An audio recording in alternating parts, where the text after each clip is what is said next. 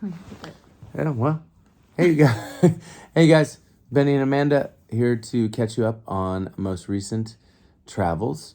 We talked to you in the last video about our day in Worcester, but we also failed to mention that when we rented the car, we also decided to take a little side trip through Bath Bath, according to Theodore, because we had been just told by everyone, and even when we went through on the train, we were like, it's beautiful. So gorgeous. And Drew, who we played with at Bristol Fringe, is from there, and he gave us some places to go, including Alexandra Park, which is this park up on a hill that overlooks the whole town. And we were like, yes, thank you. And so anyway, we went yesterday, did that drive, went up on there. It was beautiful. We went into the town a little bit, just decided we were going to go see the Abbey and the Roman baths from the outside. We didn't have tickets, and we just thought, we'll go check it out, because it looked really beautiful when we came through, and on Drew's recommendation, he was spot on. So what we decided was, it wasn't enough to just go walk around the outside. We're looking at part of the reason we came here, in addition to playing shows and playing music, is to really get the most out of the folks we meet, the places we go. It's history, it's community, it's like all these things that make up a country and a people. And so, and especially for Amanda, whose background is in history, and specifically Roman and I don't know if you'd call it a specific era, you'll probably be able to elucidate. I love ancient history, but what's kind of wild, just weird personal trivia tidbit, is when I was in college, I actually started specializing in China and East Asian history. And I didn't know that. Yeah. Learn something every day. I've forgotten so much. And it was just, to end that note, it was just because there was a pair of really dynamic professors in the East Asian program, and I just couldn't stop taking classes from them. They were so great. So love of history overall, but that when I was in school, that was beginning to become my specialization. Anyway, it's cool, and she knows a ton. She's a very smart lady, and it's cool to go to these spots with her, because she's like, I'll have the little audio guide, and she'll just be like, also, did you know? And I'm like, okay, hold on. That's my nerdy voice. Yeah. Also, did you know? Also. But anyway, so we had to go back. So we got up early, collected our croissants from lovely Lynn at our Airbnb, and made our way in our little rental car back to Bath. Great edit.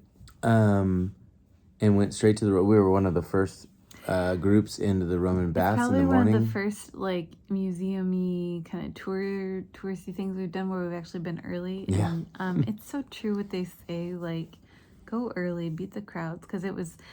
So when we were there yesterday, it was so jam-packed, and I was thinking during our entire exploration today, this would have been really miserable the day before when it was so busy. So yeah, absolutely worth it to go early. Yeah, walking down the streets, there was no one there, all the way up to the bath. We got in the line for our time, and there was no one else. Us. Yeah.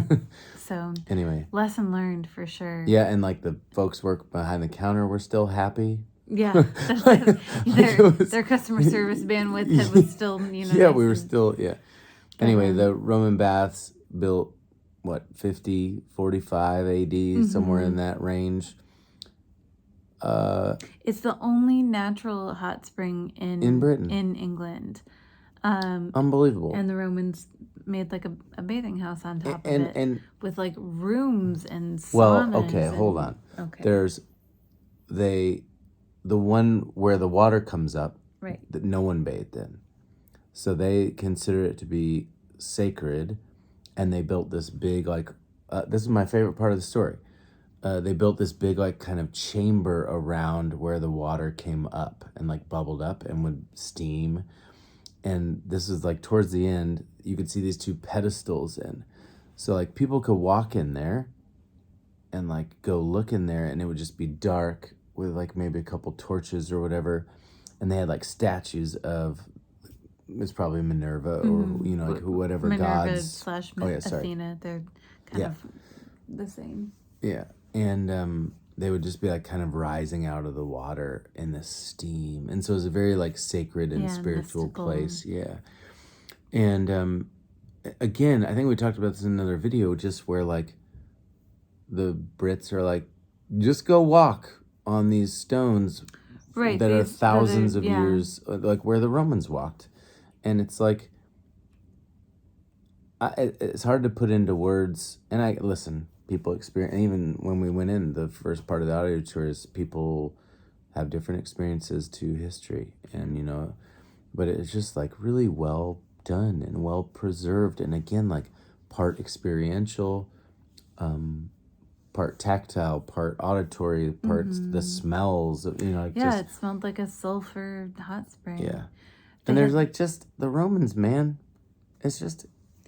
There are people throughout history that just kind of do stuff that you're like, oh, what? Like, how did they come up with these ideas? Like the hot springs where they would like, they basically built a subfloor of tiles and had a furnace, and then they put like the floor down, and you could just drop water on the floor would get so hot, so they have to wear sandals and stuff. And then you could just put water on the floor and become like a sauna. Yeah. And yeah, it's just incredible. And they did like a really neat job of displaying like video or not 3D, but kind of like videos on the wall, so you could imagine what it looked like. Right. The right balance of like simulation versus like displayed artifact versus like signage. They had like these little audio aids where it was almost like carrying around a cell phone, but you would every time you like visited an exhibit, there would be a corresponding number you could type in to your little audio device, and it would give you a little bit more. And if you weren't interested in one thing, you could not have to listen to it. It wasn't like you were just forced to go on their speed. It was just like the things you wanted to read about or hear more about. And there were some like authors, like commentary. Yeah, there were even some that were like archaeology specific about what it took to kind of excavate the site. So after, you know, like there was Roman use, and then there was sort of like they turned it into the king's baths in, I want to say, the 1700s. And so there was like if you go and look at any of our pictures, you'll see the water level now, and sort of like this orange mineral deposit, like line of demarcation. And that was like the previous level when during like the 18th century that they pumped in more water and had like it was a functional bath as well. A healing spa, like they really used it for that kind of purpose. Yeah. So we got to tour, and we drank some of the water at the we got to tour some of like the various pools. There's the main one, which is now open air. That wasn't how it was at the time. And then you could see like some of the rooms they use for saunas. You could see the subfloor where they would stack tiles and where heat could kind of circulate beneath the floors. You could also see like, because it was spiritual and like a temple, there was actual temple there. They would like put offerings into. You would write it basically on a piece of pewter or lead. Like, and gems and silver and like the gems. They think they were from people bathing with their valuables and losing. But there were like coins. But there's this jewelry. It's part of the Roman baths are part of the UNESCO World Heritage Site, but also they're like World Heritage artifacts. Oh, what were they called? And they're written called ones. They're called like curse notes. Curse notes. That's right. And basically, if somebody like wronged you, you would write their name on a piece of pewter or lead and throw it into the hot spring, so that this goddess could kind of give you justice. Get them. And so sometimes, like, I lost my bathrobe and somebody took it. Sometimes it would just be a grievance like, I bathed here on Monday and someone stole all my clothes. I would like divine retribution, please. Yeah, because I had to walk home naked. And sometimes it would just be a list of names, and that's sort of like... Well, because they would just list everyone they thought it could have been. Or... No, that's what... Or the grievance wouldn't be listed. That's what I'm trying to say, is that it would just be like a hit list, and you just contact your Minerva hit list. Yeah. But these... It was really... It was... I don't know. It's so long ago. Just to even imagine, like, writing... I don't know. It's very neat. I think, like, I'm with you, where it's like, just that we get to interact with these pieces of history that are so old, so long before us. And like when we learn about them in school, it can feel very far removed. Mm-hmm. But when we see these pieces of paper with people listing off the people in their Pewter. lives that tick them off, we're like, well, gosh, that's a very human experience. Yes. Like I experienced Yes. that. And so there's something kind of, there's this wonderful book called the Sailing the Wine Black Sea, I want to say. Oh, I'm gonna butcher it, but it's written by Thomas Cahill, and in the introduction he wrote a line how about the role of a historian is not necessarily to record history. He said that the role of a historian is to resurrect the dead. Yeah, and I like that. Yeah. Okay. And that's part of it is. If it's done really well, that's exactly how it works. It's like, and that's what like makes me so excited is that, the dates and events are always fascinating, but there anything that connects you to sort of like a first person account where you can kind of like experience humanity through the lens of someone who lived, millennia ago is really powerful. And again, over here, to walk where they walked, on the stones they walked on. It's not like some replica. Yeah. Okay. That's insane to me. Yeah. Very, very powerful for both and they of did us. like a cool thing where they would put like the pieces that they'd found, because they clearly didn't have like complete buildings, and they just like put them into a wall and kind of like imply the rest of the building, which was really cool. I thought that was neat. Anyway, that's a lot about the Roman baths, but it was very cool. And while we're looking at the baths, the Bath Abbey, which is right next to it, it's Sunday, so people are getting out of church, and the bells. The bell towers going off. Might as well have been playing AC/DC, because it was like they were just jamming. It's like some of it's in my Instagram or our Instagram stories. Just but very really like goosebump inducing to be walking around the perimeter of this bath and hear like the cathedral bell toll and just kind of be immersed in a different world. Yep. Anyway, so that was an hour and a half in Bath and an hour and a half in this video. We drove Bath back to Bristol to return the car. All great. Very nice people we got to fill out their survey. Sorry, not relevant. But we returned it, took the bus back, barely made our train back into London, which is currently... we passed like the Reading Festival, where like Billie Eilish headlined tonight. We saw the crowd. It was already outrageous. Bananas by like at 2 or 3 p.m. or whatever.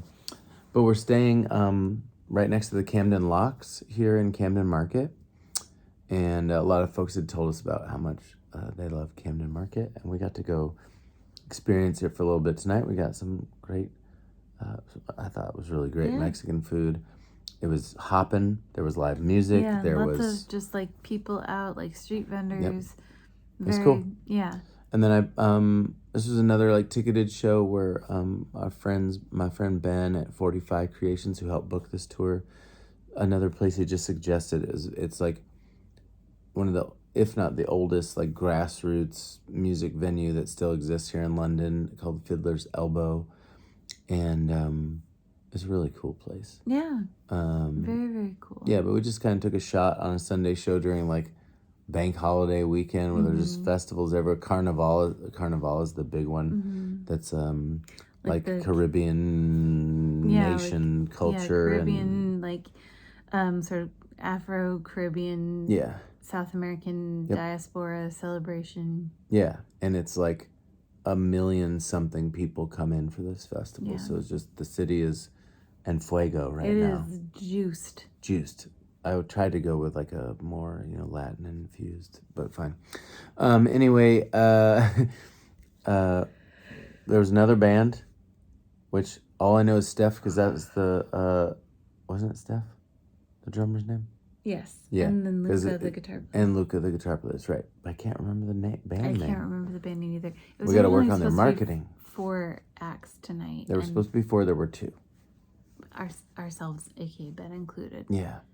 So that was whatever. That's live music. We had one band drop off. There's a lot, like we just said, there's a lot of stuff going on in the city, but you know what? Like, it didn't matter. Yeah. It was a great set. They were like a hard rock band.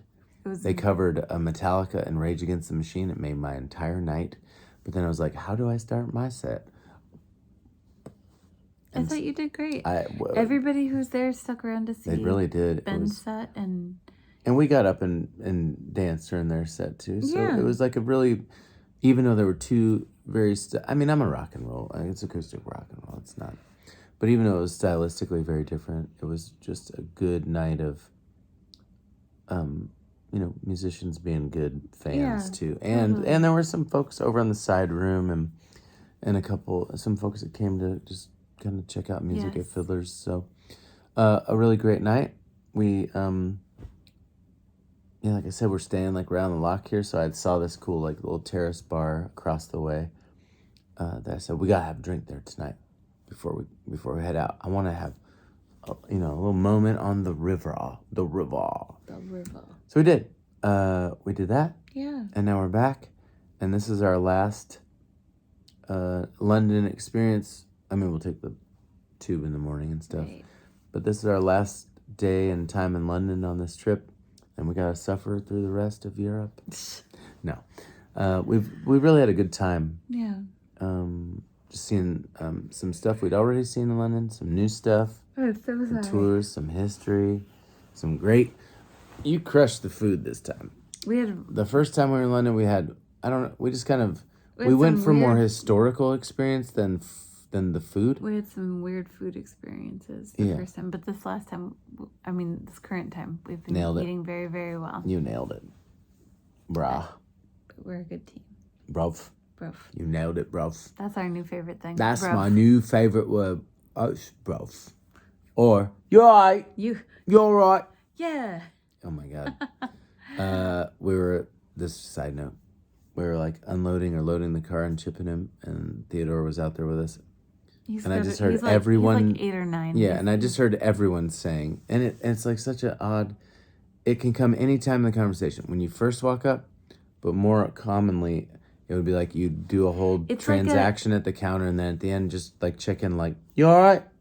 Yeah, or it's almost like a greeting, like when we say, how's it going? But this is at the end of conversations. Yeah, it's always just like, kind of like as a tag along, like, you good? Bye. Yeah, it's strange. But anyway, I was like loading the car, and he was like jumping off the wall or something out there, and I just was like, you all right? And he just goes, yeah. He just turned around so Well, you fast. had also really cranked up your accent, I did. too. So, and he's a British kid. So, What? yes. Oh, yeah, sorry. So you would expect him to kind of like answer a certain way. And when in Ben amping up his question, Theodore had to amp up his reply. So it was like, you all right? And he was like, yeah. Oh, my God, it's so Anyway. good. Anyway, that's your lesson. There's that and bruv. Those are our two favorites. Yeah. Bruv. Yo, bruv. Yeah. Anyway, thanks, bruvs. Thanks, bruvs. Yeah, we'll see you tomorrow. See you tomorrow. Where are we going? Salisbury. Tomorrow's Stonehenge. Can't wait to tell you about it. Yeah. See you guys. Bye.